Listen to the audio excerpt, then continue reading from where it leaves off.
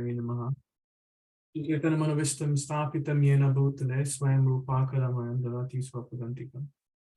Vandeham Shri Guru Shri Uttapadakavalam Shri Guru Vaishnavanscha Shri Rupam Sagarajatam Sahagana Raghunatham Vitam Tam Siddhivim Sadvaitam Savadutam Parijana Sahitam Krishna Chaitanya Deva Shri Radha Krishna Padam Sahagana Lalita Shri Vishakhapitamscha Hey Krishna Karuna Sindhu Dinabandhu Jagapate Gopesha Gopi Kanta Radha Kanta Namaste Tapta Kanchana Gaurangi Radha Vrindavaneshwari Vishabhanu Sute Devi Pranamami Vanchakapachari Vischa Pipasindhi Devacha Patitana Bhavya Vaishnavya Namanma Namo Vishnupadaya Krishna Prastaya Bhutale Shrimati Bhakti Ram Swami Dinamine Namaste Saraswati Devi Gauravani Picharine Vishesha Shunyavari Pashatateshatani Jai Shri Krishna Chaitanya Prabhu Nityananda Shri Advaita Gadana Shri Vasari Gaura Bhakta Vrinda Nityananda Abdutyandu Vasudha Pranavallava Janvi Jivapati Krishna Prem Pralapu Palamata Stashiman Sachinandan Purvaja Bhavamato Jagatatarakcha Bhola Kevada Vitmarin Kije Vrindai Tusi Devi IPA Keshvasta Vishnavati Pari Devi Satyavate Namo Namaha Hare Krishna Krishna Krishna Hare Hare Hare Ram Ram Ram Hare Krishna. Hare Krishna. Thank you very much, Prabhuji, for the lovely Manglacharan. Prabhuji, we are reading the Srimad Bhagavatam. We are on Canto 1, Chapter 15, and the text for today is text 17. So we can start with the reading of the text. Is it 7, Matthew, or 17? I think it's 7, isn't it? 17. Oh, gosh. 1 second, Matthew. I think I made a mistake. It's okay, Matthew. Let me just quickly look at the rest. Please pop it online and we'll ask have a quick read of it. 17. Okay. Sorry about this, Matthew. Please carry on, and then we can. It's 17. You did say 17. It's okay, Matthew. We'll try to adjust here. We'll adjust all of this. Sorry about this. Okay, not a problem, Prabhuji. The beauty of this is that we have the purport. So Srila Prabhupada is so merciful. Yeah. We are reading the Srimad Bhagavatam. We are on Canto 1, Chapter 15, which is the Pandavas retire timely. And the text for today is text 17. So I can read the Sanskrit. Sotye vrataha kumati natmada ishwaro me yat pada padan abhavaya jayati bhavaya mam shrata vaham aharyo rahino bhuvastham na praharan yad anubhava nirastara chitta. Sote, regarding a chariot driver. Vrita, engaged. Kumatina, by bad consciousness. Atmadaha, one who delivers. Ishwaraha, the Supreme Lord. Me, my. Yat, whose. Pada Padman, lotus feet. Abhyaya, in the matter of salvation. Bhajanti, to render service. Bhavya, the intelligent class of men. Mam, unto me. Shranta, thirsty. Vaham, my horses. Arayaha, the enemies. Ratinaha, a great general. Bhuvistham, while standing on the ground. Na, did not. Praharan, attack. Yat, whose. Anubhavya, mercy. Nirasta, being absent. Chitta, mind. Translation by Srila Prabhupada ki Jai. It was his mercy only that my enemies neglected to kill me when I descended from my chariot to get water for my thirsty horses. And it was due to my lack of esteem for my Lord that I dared engage him as my chariot driver. For he is worshipped and offered services by the best man to attain salvation. Hare Thank you, Krishna. Mataji. Thank you so much. Well, Thank you so much, Mataji. So what I'll do is reread the purport, and I think what I've prepared maybe will still be applied to this context of this verse, because it's within the context of the chapter. So yeah, so I'll just chant. Could you chant Om Namo Bhagavate Vasudevaya as well, please, Mataji? You can maybe chant Om Namo Bhagavate Vasudevaya, and then devotees can follow, maybe. sorry, Prabhuji, I didn't get you. Sorry, if you could also chant Om Namo Bhagavate Vasudevaya, please, if you've already done the translation and everything, so I'd like you to please do that, if that's great. Thank you. Om Namo Bhagavate Vasudevaya. Om Om Namo Bhagavate Vasudevaya. Om Namo Bhagavate Vasudevaya. Narayanam Namaskrityam Naram Chevam Narottamam Devim Saraswati Vyasam Tato Jaya Udirate Nashtaprayeshu Abhadreshu Nityam Bhagavata Sevaya Bhagavati Uttama Shloke Bhaktir Bhavati Naishtiki. Hare Krishna. Thank you, Mataji. Hare Krishna. So apologies, devotees. I actually so I made a mistake. I actually read 7 and not the 1 in front of this.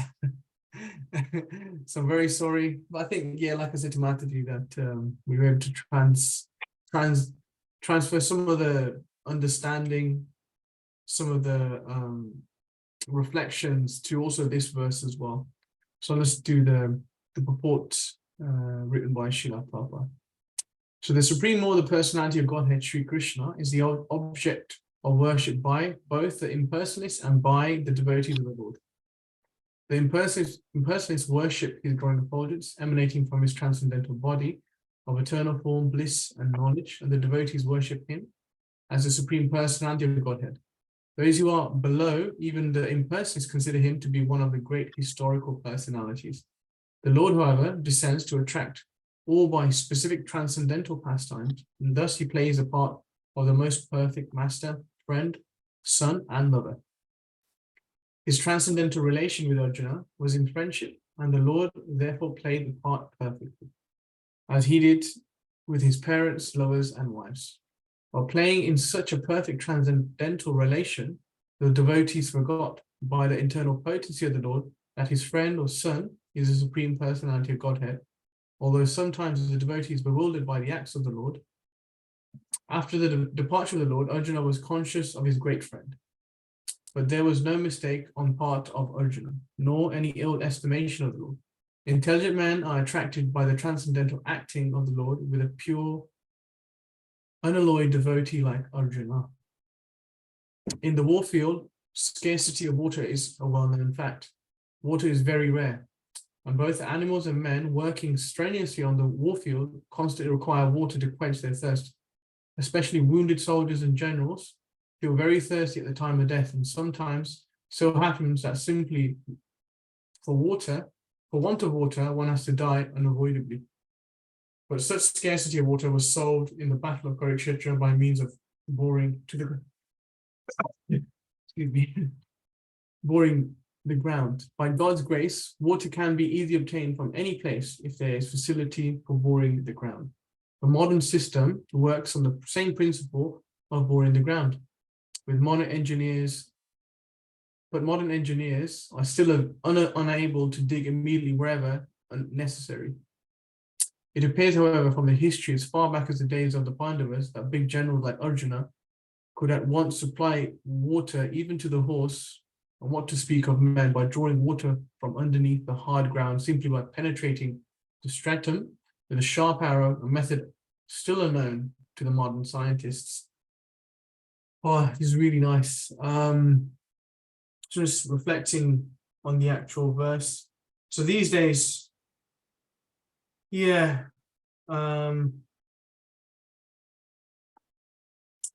think obviously, I think Samuncha is adding some points here as well. She's not here, but she's sitting next to me. She's not feeling well, so apologies, she's not joining on the screen. So in Kali Yuga, water is actually sold rather than extracted, you know.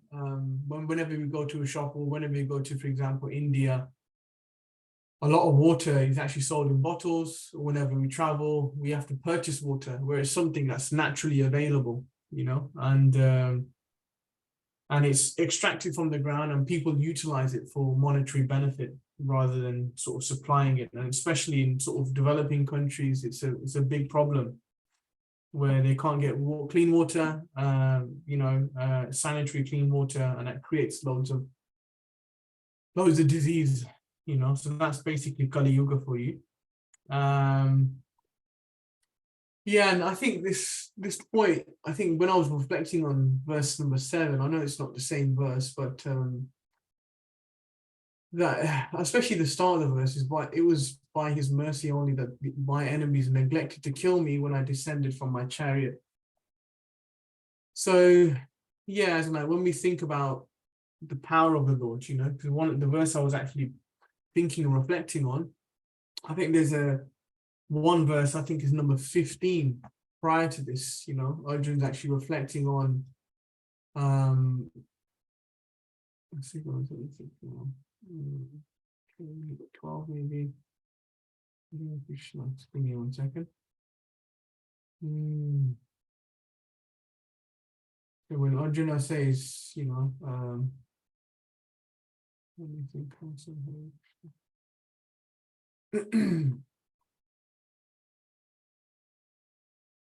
Okay, yeah. So this is basically the whole chapter's reflecting on.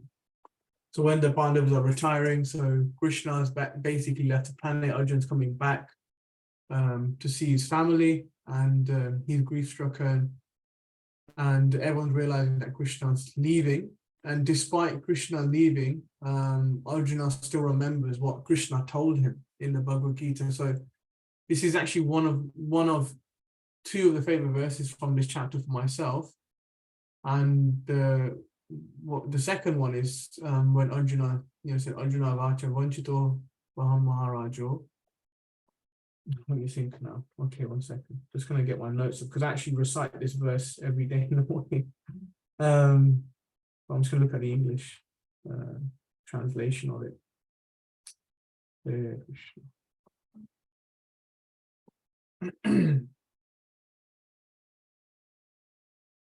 So, okay, so it says here, where is it gone? No, actually, it's not. Very sorry, just bear with me, please.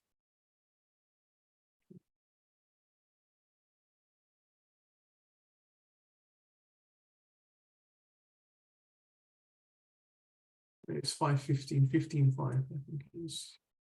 Yeah, so here goes. Arjuna Vacha Vanchitaham Maharaja Harina Bandharupena Yeneme Pahitam Tejadeva Mishma Panam Mahate.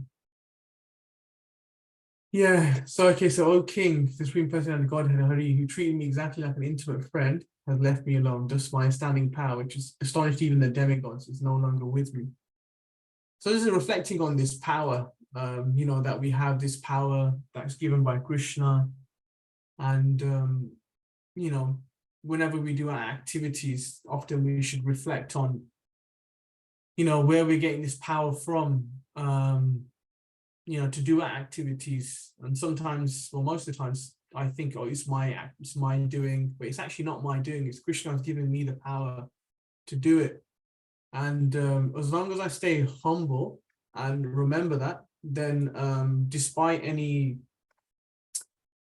auspicious happening or anything inauspicious happening, I'll stay equipoised in that moment. Because when something bad happens, the mind can go into self-pity, into negative thinking. Whereas if something good is happening, we can become elated, and the ego is, the false ego comes and it arises. And because the false ego is there, then we think that we're doing the activity, and then we may forget our dharma, for example, our responsibility when it comes to acting or behaving in a particular way.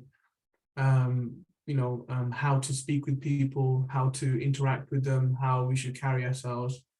We may forget that if we are not equipoised in those situations, and we're not always remembering our Dharma and our connection with the Lord in terms of him empowering us to achieve those particular aspects or particular things. I'm just thinking what else I was reflecting on for those. And I was actually speaking to His Grace Kamal Panchal Prabhu. So I was actually speaking to him yesterday, and I was reflecting on sort of how the power that's given by Krishna, how one should utilize it. And we were just discussing different perspectives. And then he mentioned that he asked a particular question to Keshav Maharaj about Dharma and how it protects one, how Dharma is protecting us. And then he shared something that Keshav Maharaj responded, and I'd like to also share that. Yeah, it's just part of the Sangha itself. And yeah, just give me a moment. I'm just going to actually have it ready here. So this is the reason why I'm talking about this is because when one who's following his Dharma, one is empowered. So this is a saying, you know, this is, I've heard this, I think this is Krishna Dharma Maharaj mentioned this. And he goes, when you protect Dharma, Dharma protects you, you know. And when we have our Dharma, obviously we are Krishna conscious, our Sanatan Dharma and our, you know, our general Dharma itself, you know, in terms of our nature, psychophysical nature. And yeah, and then Keshav Maharaj is basically saying that there's actually 3 results of one following their Dharma. And he gives a quote from the Bhagavad Gita as well, 1858. And I was reflecting on that also today. So the first element is when you follow your Dharma, you're in your physical optimum. So you know, Krishna says it's better to follow one's own Dharma, even imperfectly, rather than following someone else's Dharma perfectly. And by actually following one's own Dharma, we have greatest strength to avoid distraction and temptation. And we think of the Gajendra pastime, where he was not in his best environment. He was in the water compared to the crocodile. He was in the best environment, and he had more power. But then when Gajendra surrendered to the Lord, he was empowered by the Lord to fight and to win the fight. And the second point is that when you follow your Dharma, you're honoring and acknowledging the gifts given to you by Krishna. So this is a point I was making, that, okay, whenever we are successful in a particular, because it's easy to be egotistical when we're successful. It's very, very easy to do that, become proud, egotistical. But that's the key element or key time to remember Krishna and to remember our position in reference to Krishna. Yeah, because me and Sumantra, we gave a class recently, and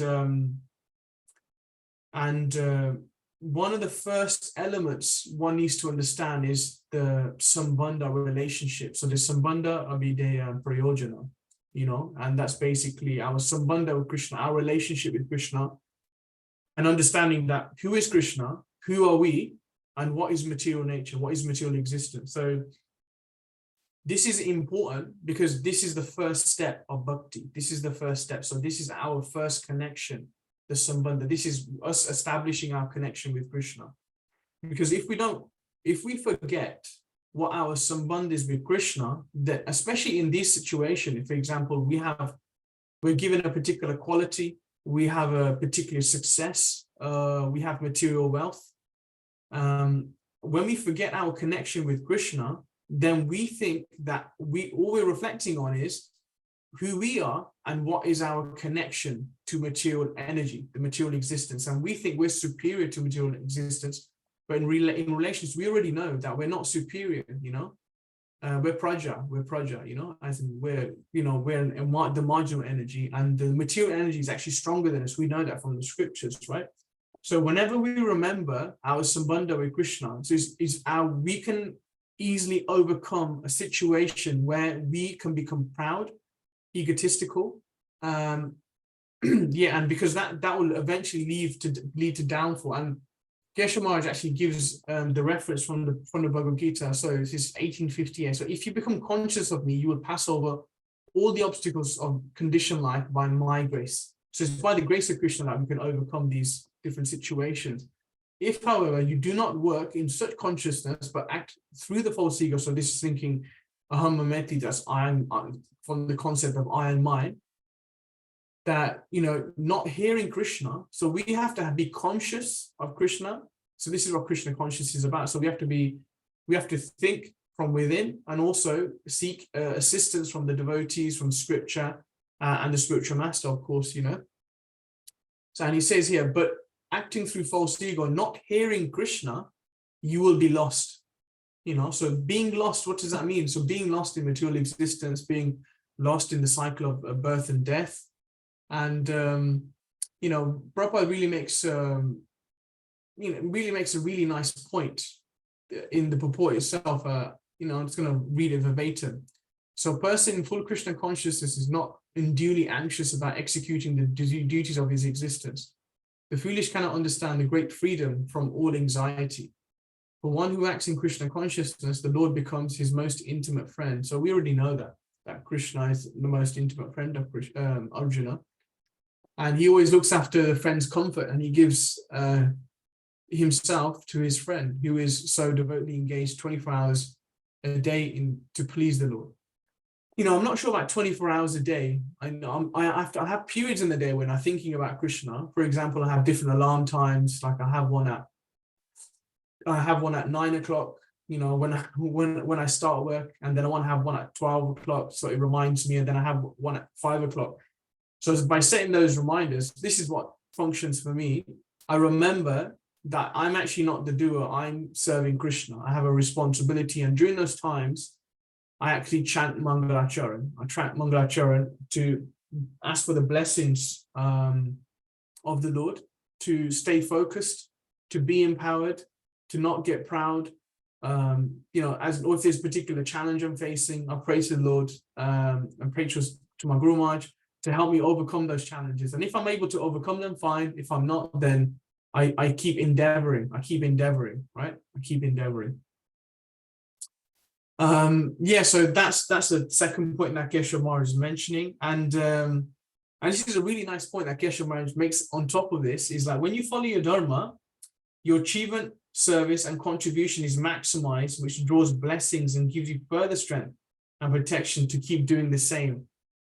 So whenever we reflect on Krishna and being empowered by Krishna, and we have this satisfaction. So this is pride. So we get pride from doing the right thing.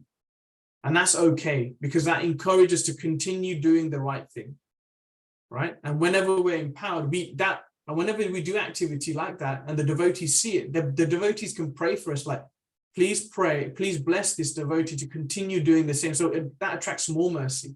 And because it attracts more mercy, we're empowered even further to carry on doing our activities and not not fall astray to being proud or being egotistical. So those are kind of things I reflect on whenever I remember that I am empowered by Krishna to do the activity. I am not the one responsible for the activity. As in, I do my duty, but I'm not responsible for the result. The result is up to Krishna. This is verse 247 from the Bhagavad Gita.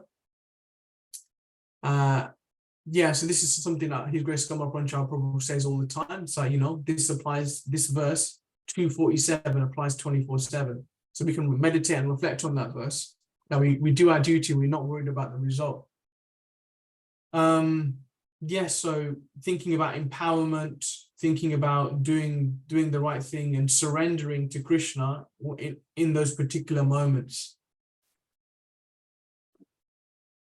And then so the next portion of the actual the verse is, and it was due to my lack of self-esteem for my Lord that I dared engage him as my chariot driver.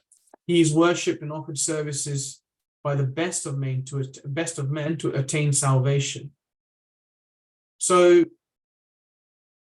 this is Sumantra's saying this basically. So Arjun's, Arjun's humility that he's regretting that he allowed Krishna to be his servant. So even though Arjuna is Krishna's dearest friend, he felt that he had overstepped the mark in accepting service from the Lord. And this is in reference to the actual, the actual element of the verse. Yeah, so this is basically Krishna reciprocates, and this is someone just telling this. So this is Krishna reciprocating with his devotees in that particular rasa, in that relationship. So like he's known as Rasa Raj, he's basically king of all rasas, king of all rasas. And so he can respond to the devotee in a particular way, however the devotee wants him to respond, and yeah, so this is basically Krishna responding to Arjuna to become his chariot driver, because he's Krishna is his friend, Arjuna's friend. And although Arjuna was lamenting the fact that this low self-esteem, and I think it's really important to separate out this low self-esteem versus spiritual low self-esteem compared to sort of material low self-esteem. Yeah, because actually it's more to do with humility. Actually, so lack of self-esteem it's not thinking of self once. I think so this is what Bhavana Prabhu says. So self-esteem is not thinking less of oneself, is thinking about yourself less. So as in, I'm not thinking, oh, I'm so fallen, I'm such I'm the worm in the stool. So we shouldn't think like that, we shouldn't think like that. That's Dania, that's a really elevated level of Krishna consciousness. That's basically reached when we have prayojana, when we have real ruchi, real taste, when we have real prema for Krishna, then we reach that state of humility. Whereas material, false, low self-esteem, false humility, material level is thinking of oneself less, as an, oh, I'm not qualified, I'm such a bad devotee. All this, that's the incorrect kind of low self-esteem. We should be proud to be devotees. We should be proud to be devotees. We should obviously we should stay humble, but we should be proud to be devotees. We should be proud that we're acting in a way that is Krishna conscious. We should be proud that it's like, I've mentioned this before, like my Guru Maharaj in his last message, he referred to sort of devotees following the four regs and chanting 60 rounds and sort of doing this. Most people don't live like this these days. We should be proud that we're living like this. We should be proud, we shouldn't, if you share with someone, like, oh, I'm teetotal, I don't drink alcohol, I don't eat meat, I don't do all these different things, and I have a strict practice, meditation, strict spiritual practice, we should be proud, we should be proud that we're doing those things, because not most people are not doing those things these days. And so that's true spiritual pride, and that's the correct way to connect pride with Krishna, in the sense that we are proud to be connected to the parampara, to do all these different elements of service. And so this sort of humility, so this is Arjuna's humility, that he's thinking like this, and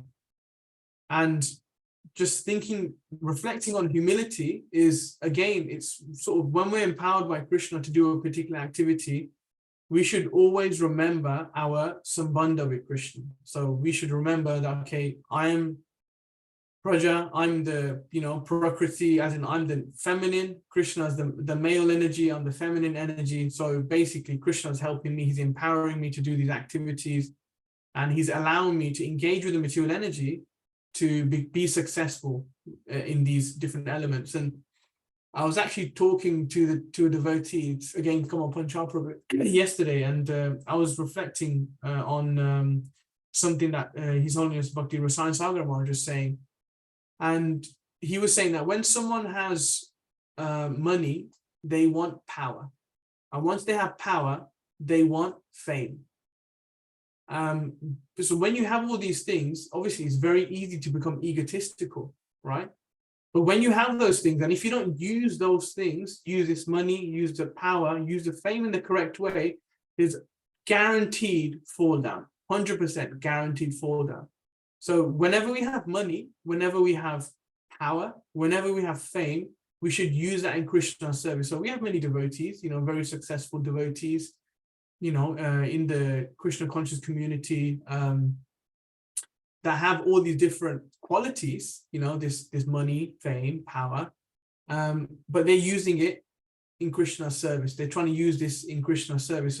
So they remain protected because they remember their Dharma. So they stay within the bounds of the Dharma. So again, if you protect Dharma, Dharma protects you. So we remain conscious of our duty when we're doing these different things. So those are the things I can think of off the top of my head because I prepared for the wrong verse. So apologies, devotees. I made a mistake. Please forgive me. But I think it's still relevant. This points I've made, especially to the chapter. Because Arjuna's remembering Krishna. He's remembering all these different things that happened to him and how he was saved from various different calamities by the mercy of Krishna and how he was empowered by Krishna. And I think the take-home message for me is that, okay, if I'm empowered, if I have the intelligence, if I overcome an obstacle, if I achieve something material, if I gain some kind of power, it could be physical, it could be in a particular institution or some kind of influence like fame. It's all the mercy of the Lord. It's all the mercy of the Lord. And if I keep remembering that, then I'll be protected from the material energy because I remember my sambandha with Krishna. And that's really, really important, is to always remember our sambandha with Krishna when it comes to these different elements. Like I said, was our sambandha is understanding who is Krishna, who am I, and what is material existence. So having an understanding of that and fully grasping that can help us understand, okay, that we're not the doers. Krishna is the doers, as he empowers us, he gives us all these different qualities. We're just utilizing those qualities in Krishna's service. And that way we can remain safe. So I think I'll stop there. Otherwise I'll risk being a bit irrelevant. So if there's any questions from the devotees, please ask and I'll try my best to answer the questions. Hare Krishna. Hare Krishna, Prabhuji, thank you very much. I think whatever you said was relevant to this purport and the text. And talking of Dharma, Prabhuji, to take you back, because I missed few sessions, Prabhuji, what in your opinion is Dharma? Because a lot of people have a lot of definitions. That's like a workshop, Mataji. That's a really... So Dharma, there's like two elements of Dharma. There's a Sanatan Dharma, our eternal Dharma, which is our relationship with Krishna, establishing our, the prem, the love for Krishna. That's our eternal Dharma. And it's really interesting that you asked me that question, Mataji, because we're organizing this retreat for the congregation here in Birmingham, and the topic of the retreat is the three duties, our three duties, and it's like, this is what Subala Balaram Prabhu. So I'm actually taking this from Subala Balaram Prabhu. He's a devotee, very beautiful devotee in the congregation here in Birmingham. And he basically mentions there's three levels of duty, There's our material duties, as in I'm a grahastha, I have responsibilities, I'm a son, I'm a brother, I'm a husband, I'm a devotee that's trying to be Krishna conscious. So that's my duty. That's the prescribed duty, right? That's the prescribed duty. So that's the first level, And someone that's a good example of a person that undertook prescribed duties very nicely is Lord Ram. Lord Ram, Marianta Purushottam. So he's basically an example of someone that undertakes his prescribed duties, according to one's ashram, the different roles we have. Yes, okay, and then the second level is the essential duty. The essential duty is the Dharma, the Dharma of the Yuga Dharma, right? So, Chaitanya Mahaprabhu undertakes the Yuga Dharma, the chanting of the holy name, Sankirtan. So that's our Dharma according to our connection to the Sampradaya. That's the first sort of element, first element. So this is connecting us to the last level of Dharma, which is the quintessential. So we have prescribed, essential, and then we have quintessential Dharma. So this is actually by Subala Balaram. So I actually mentioned this to him. It's a nice, I think this is Krishna's arrangement that this question came up. So the quintessential Dharma is to develop our connection with Krishna. So we have the Sambandha, the Abhideya. The Abhideya is the process. So that's the prescribed duty, right? So that's our duty for this yuga. Harinam Sankirtan, that's our duty. And devotional service, obviously the devotional service comes into that. So that's Abhideya. And then Prayojana, the Prayojana level is looking at our quintessential Dharma. And our quintessential Dharma is to love Krishna. That's our goal. Our goal is to develop Krishna prema. And above that is Radhadasyam. But our essential, quintessential duty is to love Krishna. So those are 3 levels of Dharma that we have, Mataji. And the last level is that there's so many great devotees, Mataji, that who we can reflect on, that has the quintessential, have developed that quintessential. And I was reading a book by my Guru Maharaj recently. It's called Diving Deep. And he talks about the different levels of the institution. So again, this is relevant because we can do our Dharma in the institution in Krishna consciousness, in the ISKCON. We can do our Dharma within the institution. So when we think of the first level of Dharma, we have our institutional responsibilities, our institutional ones, right? And then we have our duties around diving deep into the process, as in the process of Krishna consciousness. So we're not just practicing, we're not just doing service, going to the temple, doing these different services and sort of being part of the institution. No, we need to go deeper than that. We need to go deep and actually be involved in the process. We need to do the deity service. We need to do the sadhu sangha, bhajana kriya, and our activities. We need to do that. And obviously, chanting the Hare Krishna Maha Mantra. So that's diving deep into the process.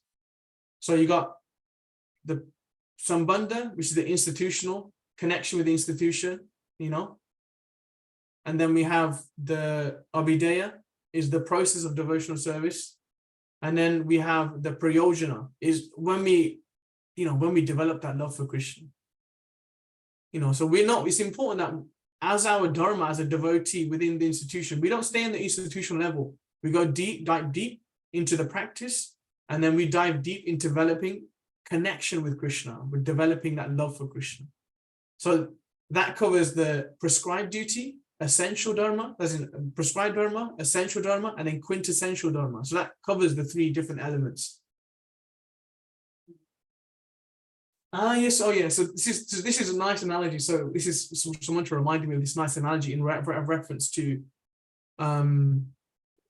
the Sambandha, the developing the Sambandha. So Prabhupada actually mentioned this. This is given an example by Prabhupada. So to understand what Sambandha is, it's like a businessman. So a businessman, first, before you do business, you need to know who you're doing business with, right? So you need to know, okay, I'm doing business with another individual.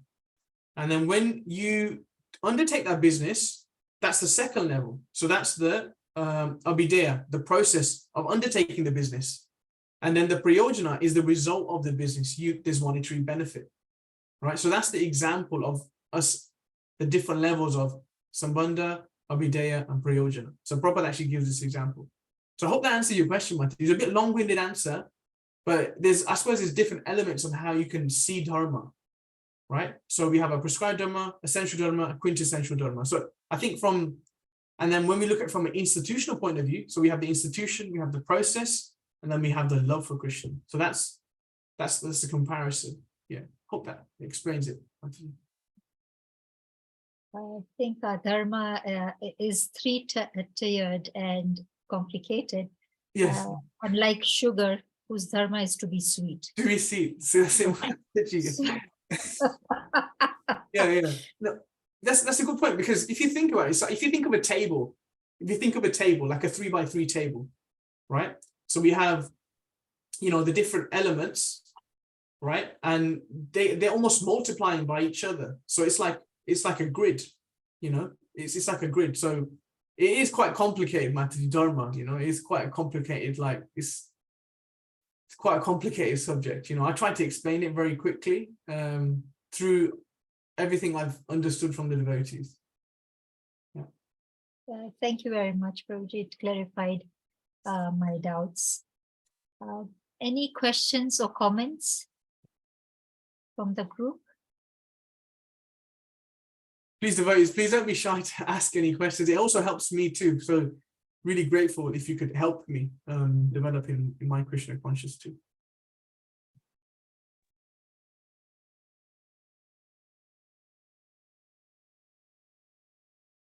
I think there are no questions or comments, and we can probably wind up the session.